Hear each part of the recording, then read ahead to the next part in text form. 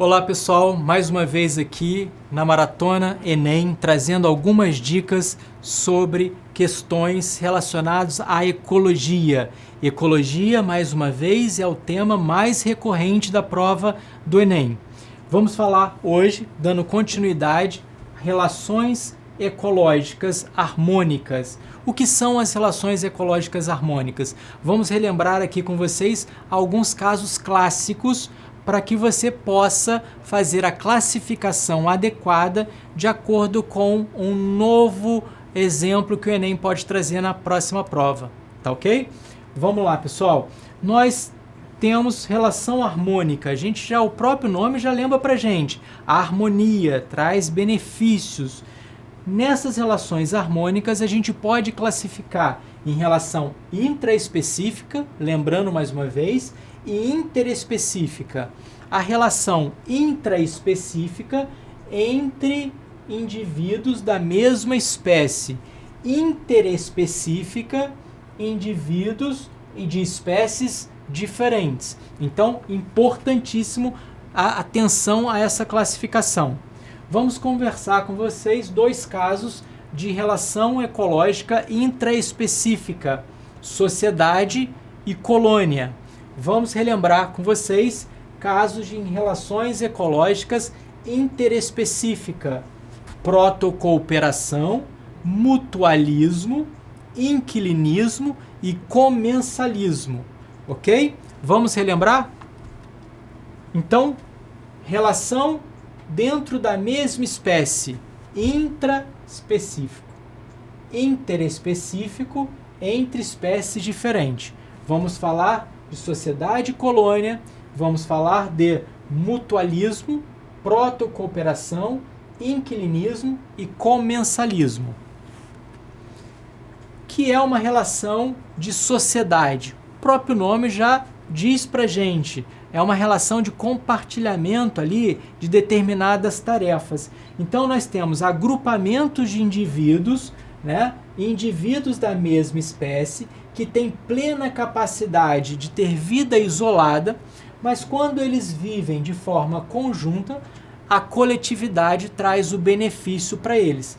Então, indivíduos de uma sociedade têm essa independência física um dos outros, mas a coletividade traz benefício quando eles têm essa harmonia ali. Então, é uma relação harmônica importante de troca de tarefas ali também.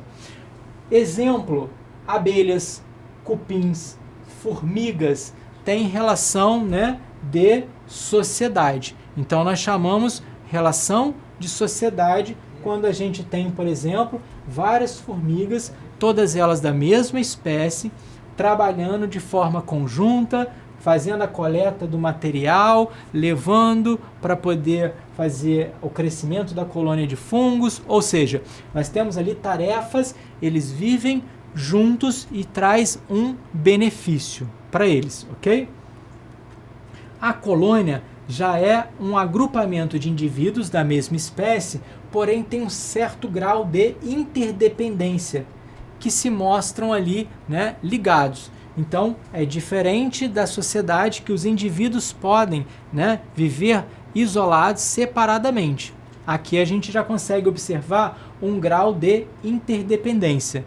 Exemplos de colônia: corais, né, cracas, esponjas.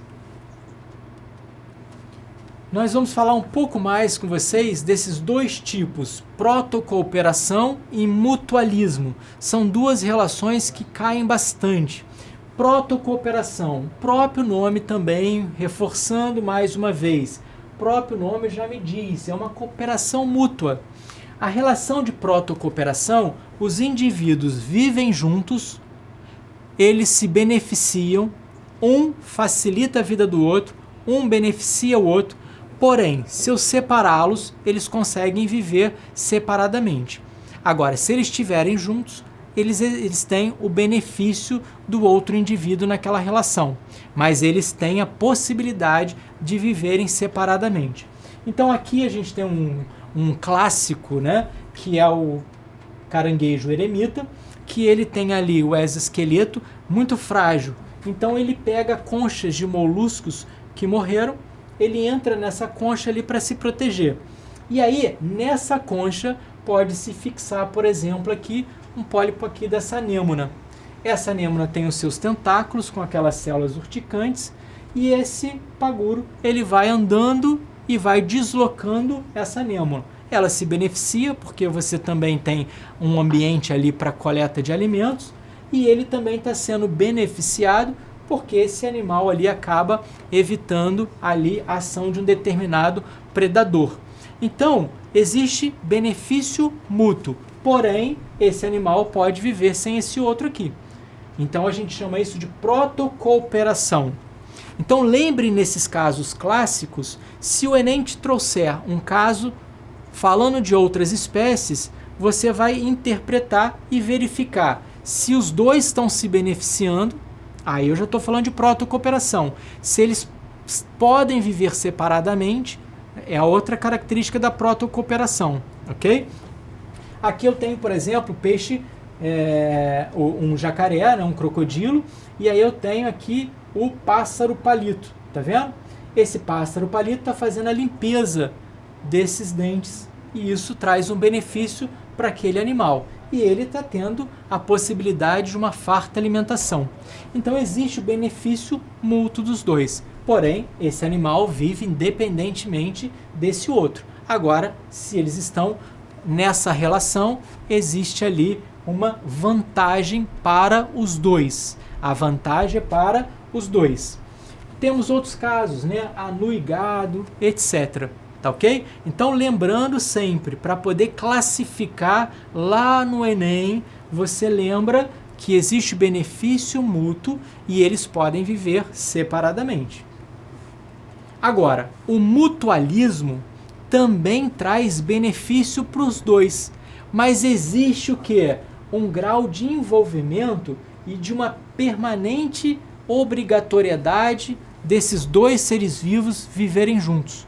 Eu não consigo separar esses dois seres vivos. Então, eles necessitam viver ali juntos, nessa relação. Então, no caso da protocooperação, você pode separar. No caso do mutualismo, você não consegue separar. Tá bom? Líquens. Estão vendo aqui? Muito comum nas cidades, principalmente da nossa região sul-fluminense, a presença de muitas árvores sem líquens. O que isso indica para a gente? O líquen é um indicador biológico. Eles são muito sensíveis à poluição atmosférica. Então, se eu tenho poucos líquens, eu tenho provavelmente uma atmosfera com grande quantidade de gases, que podem trazer prejuízo, inclusive, para a nossa saúde. Então, os líquens são indicadores biológicos. Olha, pode cair uma questão sobre isso. O que são os líquens? Os líquens, na verdade, é uma associação entre algas e fungos. As algas fazem fotossíntese, produzem glicose, os fungos absorvem água e existe a troca entre eles dessas substâncias. Então, os dois estão sendo beneficiados. Então, eu não consigo separar o líquen, não consigo separar o fungo da alga. É uma coisa só.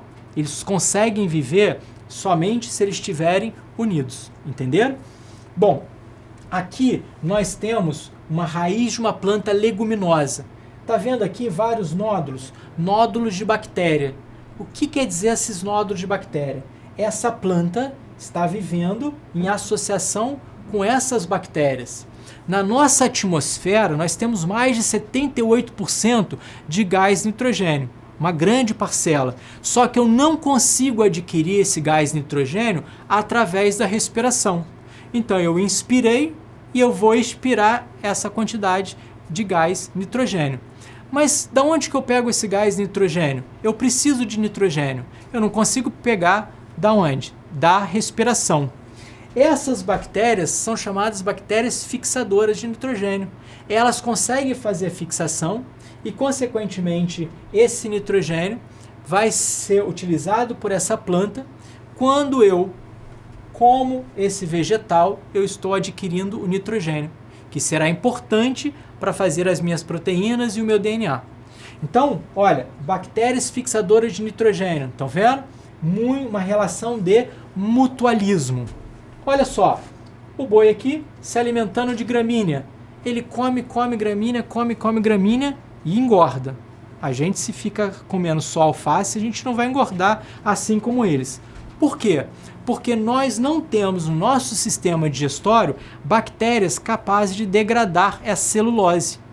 E esse boi, ele tem ali, nesse estômago, uma grande quantidade de bactérias vivendo em associação com eles. Essas bactérias degradam a celulose. E aí, então, nós temos uma relação de mutualismo. As bactérias são beneficiadas porque tem local, tem moradia, tem comida, roupa lavada, né? Tem tudo que ela precisa ali para ela sobreviver. E o boi está sendo beneficiado porque ele consegue adquirir aquela molécula de glicose. Entendeu? Então, eu não consigo separar o boi, não consigo separar das bactérias. Eles precisam viver de forma conjuntas. Nós temos vários exemplos.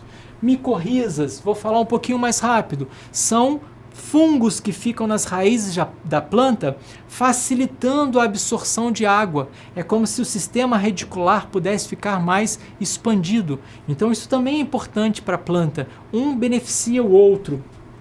Né? Protozoários e cupins. Os cupins, né, tem a triconinfa, um protozoário que fica dentro do cupim, quebrando também aquela celulose.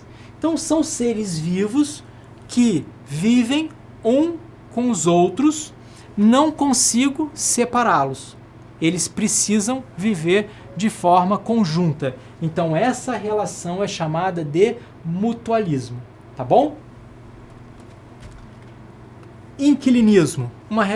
Várias vezes nós já verificamos questões falando sobre inquilinismo. Lembra de inquilino? A gente observa aqui na Mata Atlântica, tá vendo? Um samambaiaçu e nele preso vários outros vegetais. Então a gente tem orquídeas. Eles utilizam os outros seres vivos como substrato. Mas ele não tem relação parasitária, ele não é um parasita. Então uma orquídea não absorve nutrientes desse vegetal. Ele simplesmente utiliza esse vegetal como um suporte.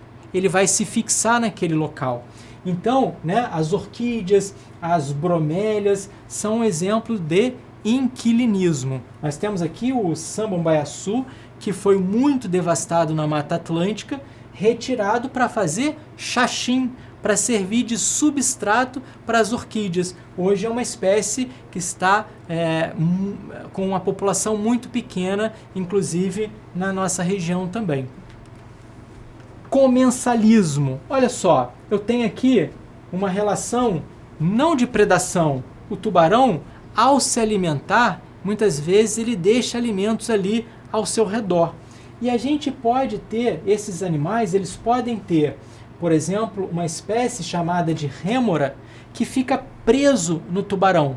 Então ele fica preso ali no tubarão e, consequentemente, quando aquele tubarão devora, faz a predação de um outro animal, restos de alimento ficam por ali. E aí esse comensal ele vai lá e se alimenta desses resíduos ali que foram oriundos da alimentação do tubarão. Tá bom? Então nós chamamos isso de quê? De comensalismo. Mais uma relação ecológica. Tá? Várias questões vêm caindo falando sobre ecologia. Essa questão de 2014 fala de um problema muito grave, que é o branqueamento dos corais. Então ele traz nessa questão a informação de um problema ambiental. Nas questões do Enem vem sendo trabalhado esses problemas. Então, os corais eles funcionam como termômetros. Nós temos ali alterações na relação entre os seres vivos que vivem nos corais, que nós chamamos de zooxantelas. Então, essas zooxantelas, que são minúsculas algas, elas vivem junto com os corais e numa relação de mutualismo. Olha, a própria questão do Enem já está dizendo isso tudo. Então, com alterações, acidificação, alteração na temperatura dos oceanos, vem interferindo nessas algas. Então, a questão lá pergunta para você, o desequilíbrio dessa relação faz com que os pólipos que formam os corais tenham dificuldade em quê? Olha, alga é alga, vivendo ali com os corais. Então, essas algas, né, realizam um processo de fotossíntese. Então, qual a dificuldade que o coral vai ter? Adquirir nutrientes derivados da fotossíntese. Então, o desaparecimento, a morte dessas algas faz com que os corais, né, vão perder essa coloração por causa delas e, consequentemente, essa relação de mutualismo não vai ficar plena, pela ausência, não vai ocorrer essa relação de mutualismo e, consequentemente, vai ocorrer a perda desses animais e dessa biodiversidade. Atenção aos problemas ambientais. São questões que vêm sendo trabalhadas de forma recorrente. Espero que vocês tenham gostado desse tema. Estaremos aí em outros momentos conversando com vocês através do projeto Maratona Enem. Um abraço para todo mundo e boa sorte nas suas provas.